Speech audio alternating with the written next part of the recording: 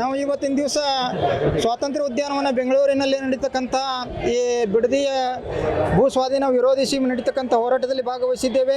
ಇಲ್ಲಿ ಲಕ್ಷಾಂತರ ರೈತರು ಮತ್ತು ದೇಶದ ಹೆಮ್ಮೆಯ ಮಾಜಿ ಪ್ರಧಾನಮಂತ್ರಿ ದೇವೇಗೌಡ ಅಪ್ಪಾಜಿಯವರು, ಕೇಂದ್ರ ಸಚಿವರು ಕುಮಾರಣ್ಣಜಿಯವರು, ನಿಖಿಲ್ ಅಣ್ಣವರು ಬೆಂಬಲಿಸಿ ಇವತ್ತು ಒಂದು ಐತಿಹಾಸಿಕ ಹೋರಾಟವನ್ನು ಮಾಡಿದ್ದಾರೆ.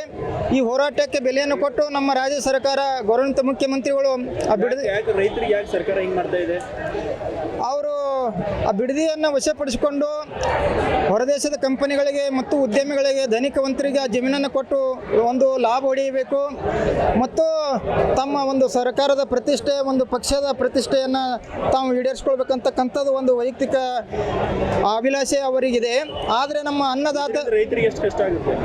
ರೈತರು ತಮ್ಮ ಜೀವನಕ್ಕಿಂತ ಅಮೂಲ್ಯವಾಗಿ ತಮ್ಮ ಜಮೀನನ್ನು, ತಮ್ಮ ಹಳ್ಳಿಗಳನ್ನು, ಪ್ರಾಣಿ ಪಕ್ಷಿಗಳನ್ನು, ಗಿಡ ಮರಗಳನ್ನು ಪ್ರೀತಿಸ್ತಾ ಇದ್ದಾರೆ. ಅವರು ಜೀವ ಕೊಟ್ಟೆವು, ಭೂಮಿ ಕೊಡುವುದಿಲ್ಲ, ನಮ್ಮ ಭೂಮಿ ನಮ್ಮ ಹಕ್ಕಂತಕ್ಕಂಥದ್ದು 1.5 ವರ್ಷಗಳಿಂದ ಹೋರಾಟವನ್ನು ಮಾಡ್ಕೊಂಡು ಬಂದಿದ್ದಾರೆ. ಕನಿಷ್ಠ ಸೌಜನ್ಯಕ್ಕೆ ಮುಖ್ಯಮಂತ್ರಿಗಳಾಗಲಿ, ಸಚಿವರಾಗಲಿ, ಆ ಭಾಗದ ಶಾಸಕರಾಗಲಿ ಆ ವೇದಿಕೆಗೆ ಹೋಗಿ ಅಹವಾಲನ್ನು ಆಲಿಸುವಂಥ ಸಂದರ್ಭ ಕೂಡ ಅವರು ಮಾಡಿಲ್ಲ. ಅಂದರೆ ಇದು ಪ್ರಜಾಪ್ರಭುತ್ವದ ಒಂದು ಕೆಟ್ಟ ವ್ಯವಸ್ಥೆ, ಸಂಪ್ರದಾಯ ಆಗ್ತಾ ಇದೆ. ದಯಮಾಡಿ ನಮ್ಮ ಗೌರವಾನ್ವಿತ ಮುಖ್ಯಮಂತ್ರಿಗಳು, ಅವರು ರೈತರ ಮಕ್ಕಳಾಗಿ ಹಳ್ಳಿನಿಂದ ಬಂದಂಥವರು, ಅವರು ಸಾಕಷ್ಟು ರೈತರಿಗಾಗಿ ಹೋರಾಟಗಳನ್ನು ಮಾಡಿದ್ದಾರೆ.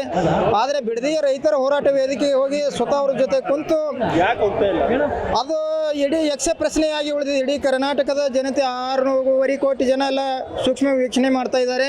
ಆದರೆ ಗೌರವಾನ್ವಿತ ಮುಖ್ಯಮಂತ್ರಿಗಳಾಗಲಿ, ಆ ಭಾಗದ ಸಚಿವರು, ಶಾಸಕರು ಆ ವೇದಿಕೆ ಯಾಕೆ ಹೋಗಿಲ್ಲ ಅಂತಕ್ಕಂಥದ್ದು ಇವತ್ತು ಪ್ರಶ್ನೆಯಾಗಿ ಉಳಿದಿದೆ. ದಯಮಾಡಿ ಅಂಥ ಒಂದು ವ್ಯಾಘ್ರದ ಸ್ವಭಾವ. ನಾವು ವಿಜಯಪುರ ಜಿಲ್ಲೆಯ ಚಡಚಣ ತಾಲೂಕಿನ ಗೋಡಿಯಾಳ ಗ್ರಾಮದ ಒಬ್ಬ ರೈತ ಮತ್ತು ರೈತ ಕವಿ ಲೇಖಕರು. ನಾವು ರೈತರ ಪರವಾಗಿ ಬಿಡದಿಗೆ 2 ಸಲ ಹೋಗಿದ್ದೆ ಮತ್ತು ನಿಖಿಲ್ ಅಣ್ಣವರ ಪಾದಯಾತ್ರೆಯಲ್ಲಿ 2 ದಿನಗಳು ಇದ್ದೆ. ಈಗಲೂ ಬಂದಿದ್ದೇವೆ. ನಮ್ಮ ಭೀಮಾ ಕೃಷ್ಣ ನೀರಾವರಿ ಯೋಜನೆ ಲಕ್ಷಾಂತರ ಭೂಮಿಯನ್ನು ಕೊಟ್ಟ ರೈತರು 20-25 ವರ್ಷಗಳಾಯಿತು. ಅವರಿಗೆ ಇನ್ನೂ ಭೂ ಸ್ವಾಧೀನ ಪರಿಹಾರ ಬಂದಿಲ್ಲ. ಮತ್ತು ನಮ್ಮ ಭಾಗದ ನೀರಾವರಿ ಯೋಜನೆಗಳೆಲ್ಲ ಅರ್ಧಂಬರ್ಧ ಆಗಿವೆ, ಅದರಾಗ ಸಾಕಷ್ಟು ಅವ್ಯವಹಾರವಾಗಿವೆ. ಆದರೆ ಒಂದೇ ₹1 ಆ ಕಡೆ ಬಿಡುಗಡೆ ಆಗ್ತಾ ಇಲ್ಲ. ಸರ್ಕಾರ ಕೂಡಲೇ ನಮ್ಮ ಭಾಗದ ನೀರಾವರಿ ಯೋಜನೆಗಳು ಕೊಡಬೇಕು ಮತ್ತು ಭೂ ಸ್ವಾಧೀನ ಪರಿಹಾರಗಳು ಕೊಡಬೇಕು.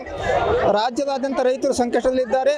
ಆದ್ದರಿಂದ ರೈತರ ಸಾಲ ಮನ್ನಾಗೊಳಿಸಬೇಕು. ಮಹಿಳಾ ಮಾತೆಯರು ಕೂಡ ಸಂಘಗಳು ಸಾಲ ಮಾಡಿಕೊಂಡು ಸಂಕಷ್ಟ ಇದ್ದಾರೆ, ಅವರನ್ನು ಋಣಮುಕ್ತಗೊಳಿಸಬೇಕು. ಬಿಡದಿ ಕೈ ಬಿಡಬೇಕಂತೇಳಿ ಕೇಳಿಕೊಂಡು 2 ಮಾತುಗಳು. ಶ್ರೀಶೈಲ ಆಳೂರು.